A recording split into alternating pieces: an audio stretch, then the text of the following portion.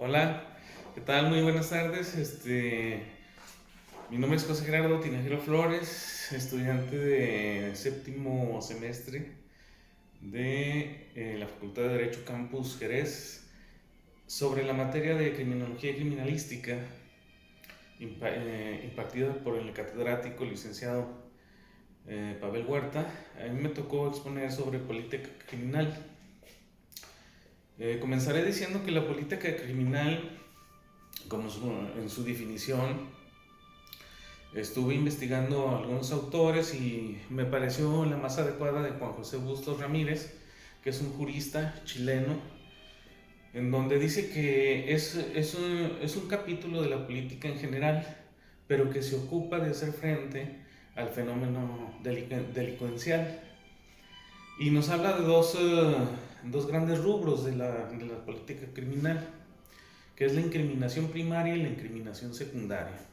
Referente a eso, en la eh, incriminación primaria se trata de lo referente a la legislación, hablar de la doctrina, hablar de la norma, hablar de la jurisprudencia. Y en cuanto a la incriminación secundaria, nos habla de las personas sobre quien cae la coercibilidad, que son en las personas privadas de la libertad. Todo esto, la política criminal eh, tiene que ver para que no caer en excesos por parte del Estado al momento de la ejecución de las penas. Hablemos ahora del Estado. El Estado lo primero que trata de hacer pues, es prevenir el delito, ¿no? No nada más ejercer las penas, sino primero pues prevenir el delito. Y lo hace a través de macropolíticas. Las macropolíticas, por ejemplo, es dar un adecuado nivel de salud a la población en general, un adecuado nivel de empleo, generaciones de empleos y que sean bien pagados, el desarrollo de la vivienda, que sean colonias o fraccionamientos en donde pues existan los servicios, ¿verdad? Adecuada iluminación, drenaje, agua potable, que sea un adecuado nivel de vida, un adecuado nivel de desarrollo político, económico, social, una adecuada educación, porque a través de estos diferentes factores pues se va creando un tejido social adecuado para que no para inhibir la criminalidad, sino para prevenirla. Recordemos que la finalidad del derecho pues, es darle rumbo a la sociedad a través de la norma. Y la norma necesita de coercibilidad para que sea respetada, ¿verdad? Pero con un justo equilibrio. Y para eso surgieron los principios de la política criminal, como por ejemplo el principio de la humanidad. Beccario, ya desde el siglo XVIII, nos comentaba o comentaba pues él de que era importante que se pasara de las penas corporales a las penas privativas de la libertad, porque las penas corporales eran bárbaras, eran como las flagelaciones, como someter a las personas detenidas a torturas, al potro, a diferentes aparatos de tortura y para generar dolor, incluso la amputación de algunos miembros, ¿verdad? Nos decía él que eso se veía que no inhibía pues la criminalidad, y él fue de los primeros que empezó a decir que era mejor la privación de la libertad. Hablemos ahora del principio de culpabilidad. Primero, se tiene que identificar adecuadamente al criminal, ¿verdad? Y eso va muy de la mano con el principio de inocencia, porque también hemos visto en muchos de los casos en que se aplica mal el rigor científico, criminalístico, para identificar al culpable. Recordemos que la criminología nos habla sobre el estudio del criminal, del perfil del criminal, y la criminología nos habla de las técnicas, el método científico para poder identificar al criminal. Entonces, el principio de culpabilidad, identificar adecuadamente al criminal a través de una técnica correcta, tanto de campo como de norma, ¿verdad? Como en la norma. El principio de inocencia, y de ahí surgen las medidas cautelares, ¿verdad? De ahí surgen las medidas cautelares, como por ejemplo forzar al individuo mientras se hacen las investigaciones, en lugar de tomarlo prisionero y aplicarle las medidas de coercibilidad, las medidas cautelares, como por ejemplo una garantía económica, ¿verdad? O como por ejemplo una firma periódica, o por ejemplo un arraigo, el arraigo domiciliario, por ejemplo, ¿verdad? Bueno, pasemos al principio de la proporcionalidad. Esto nos habla de la proporcionalidad de la pena, ¿verdad?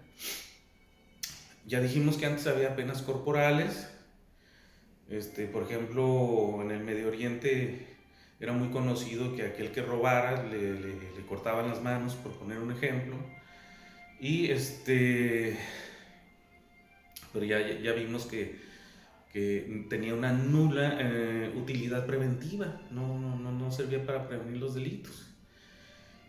Entonces, el principio de proporcionalidad de la pena, actualmente, ya en la época contemporánea, pues surge a través de la figura del legislador. El legislador, tratando de tomar en cuenta una justa medida, se tipifican los delitos y se da una pena que tome en cuenta la proporcionalidad de la sanción y el delito. Hablemos ahora dentro de otro rubro importante dentro de la política criminal. Está el principio de reinserción social. Esto nos habla que las personas privadas de la libertad, pues se debe de preocupar la sociedad, el Estado, por capacitarlos, ¿verdad? En un oficio, si es que no tienen algún oficio, capacitarlos en carpintería, capacitarlos en soldadura, capacitarlos en mecánica, capacitarlos en auxiliares de enfermería, en algún oficio, y con eso obtener beneficios, ¿verdad? Se obtiene un beneficio, puede haber reducción de la pena, o también con el adecuado comportamiento, pues se obtiene beneficio de la reducción de la pena. Pero ante toda esta situación de la idoneidad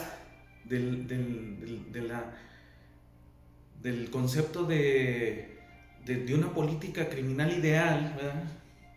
Surgen ciertas adversidades, como la adversidad de que las prisiones ya realmente, bueno, pues pasan a ser una universidad del crimen, ¿verdad? Pasan a ser una universidad del crimen, de tal manera que las personas privadas de la libertad, pues ahí muchas veces o se hacen más malas o refinan su maldad. Esa es la verdad.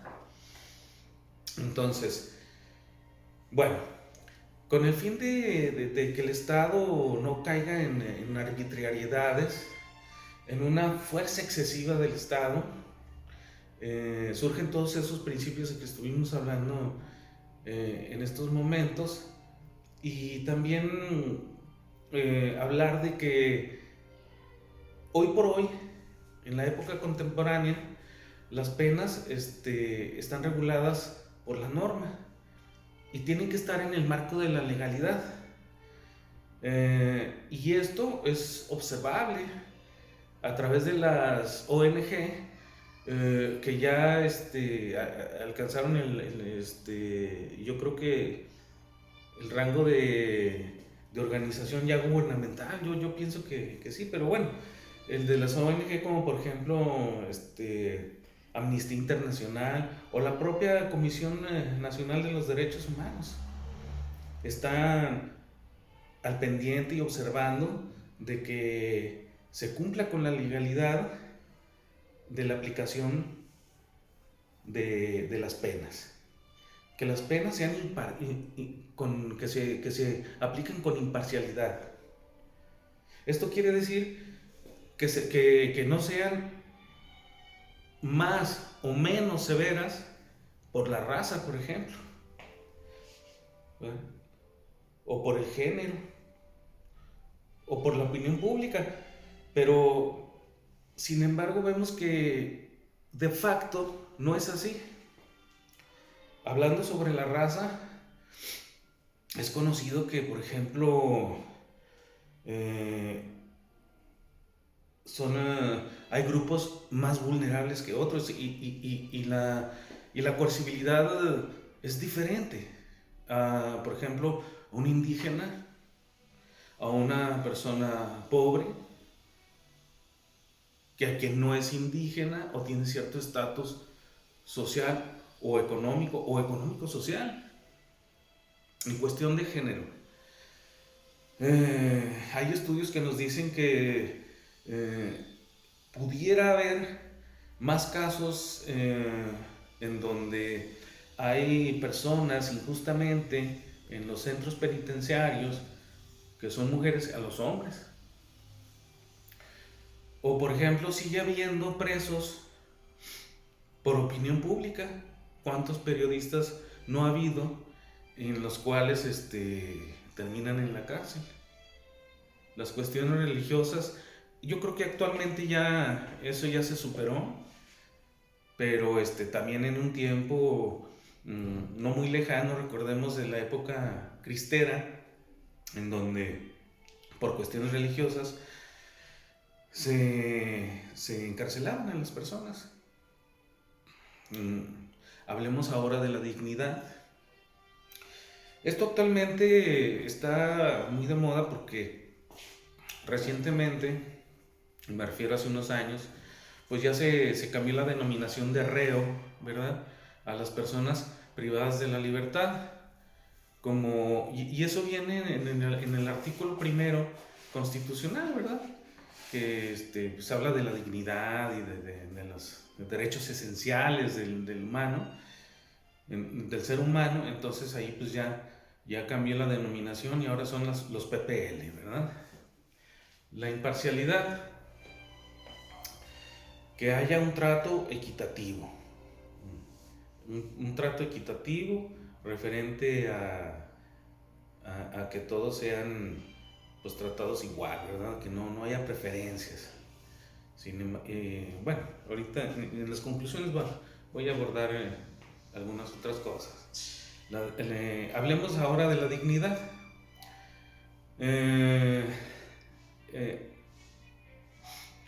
También la política criminal nos habla de la dignidad, y que no es más que, para mí, no es más que redundar en lo que ya habíamos hablado anteriormente, que es el trato digno, ¿verdad? Ahora de los PPL, y que eso viene en el artículo primero constitucional. Hablemos ahora de la defensa jurídica, que todo individuo tiene derecho, todo PPL tiene derecho a la defensa jurídica, ya sea a través de un particular o del Estado. También nos habla de la inviolabilidad de la comunicación. Es decir, los PPL pues tienen derecho a estar conectados con el exterior a través de una llamada, una videollamada, una carta, y eso no puede ser violado, es su derecho y tienen derecho a la intimidad. De tal manera que sus datos personales deben de ser resguardados de forma efectiva, pues para que no se conozca a la persona que está privada de la libertad, ¿verdad? Ahora les voy a hablar sobre también el inciso o el capítulo de las reclamaciones y quejas, en el cual se habla o se contempla de que a los PPL se les tiene que dar la información completa, oportuna, veraz, y debe de ser adecuada a la persona, ¿verdad? En un lenguaje que ellos entiendan. Por ejemplo, no utilizar palabras refuscadas con una persona que no usa ese tipo de lenguaje, o como por ejemplo un indígena debe de recibir la información en su dialecto o en su idioma, en su lengua. Hablarle de todos sus derechos, pero también de sus obligaciones. También hablarle de sus obligaciones, de forma clara y concisa. Hablemos ahora de la participación ciudadana. En los centros penitenciarios, luego ya las organizaciones no gubernamentales, las ONGs,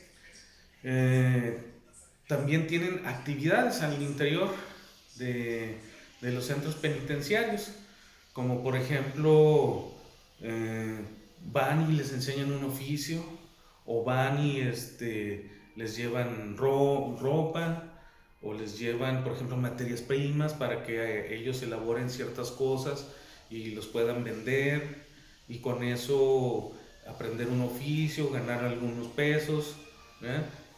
Por eso al interior de las prisiones están ahora es importante pues la participación ciudadana. Tenemos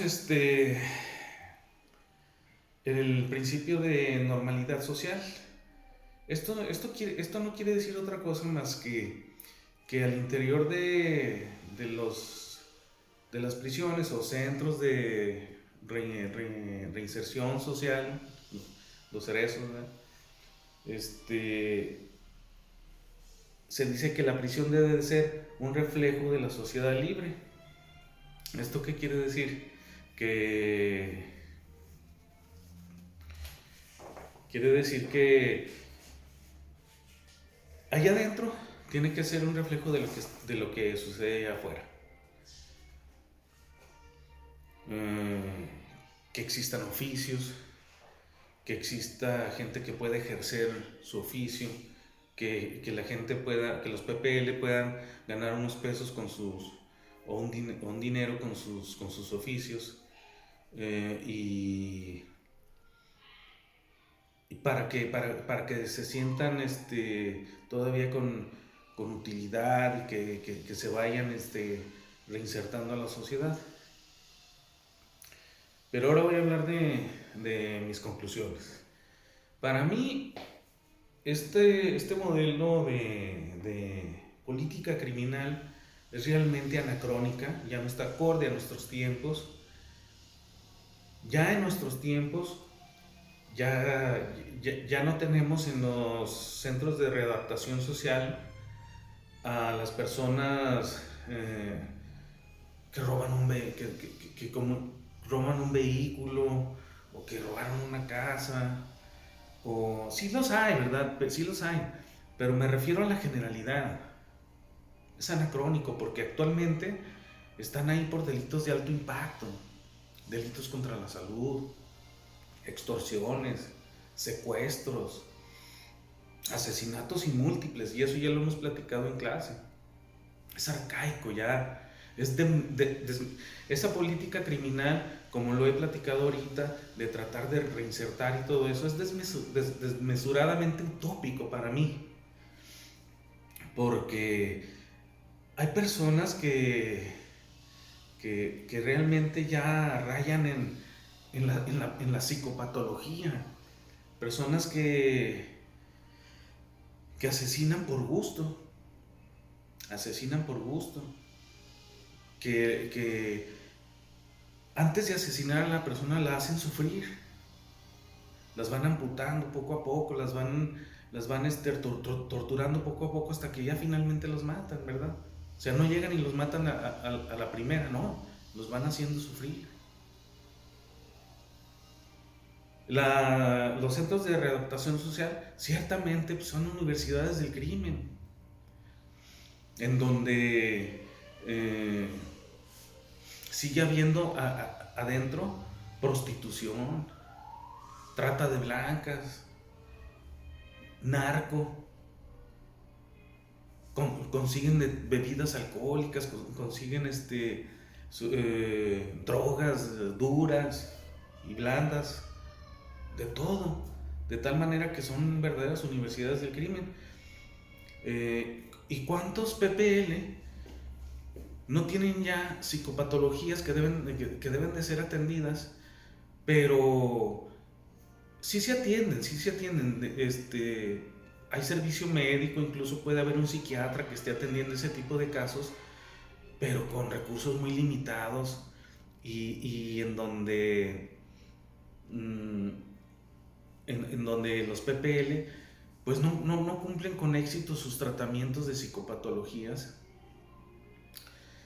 lo que los lleva, todos estos factores llevan a reincidir y a reincidir y a reincidir.